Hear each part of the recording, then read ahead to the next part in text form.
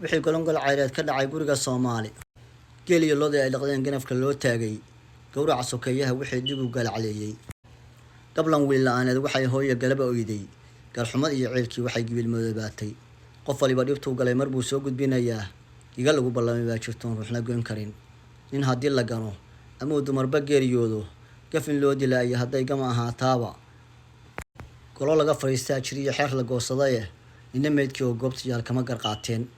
kashigii magaalada ama qisaas labada geesoodba midun bay ku gaaraan talada guurti loo xulay waxaan uga goleeyahay haddaan idin garwaaqsiiyo naf aloo la gooyaa jirtoon laga garaabayn kurma go-an maxaa looga dhigay geedihii daaqa ruuciyo garoolkii maxaa guyunta loo saaray guddi iyo canjeelkii maxaa loo gungumay maalin garaskiiyo hareeriga guntale waa la gaasiray himirtii la guranayay iyo goosagii maray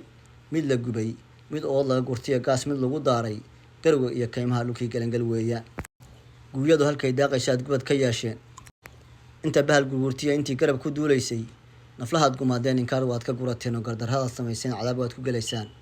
aridaalka guuniga watee dhuxusha goobaya iyo nacaska gaariga u waday haatan garab taagan galinka ilaah baan baryay gaawihiin maray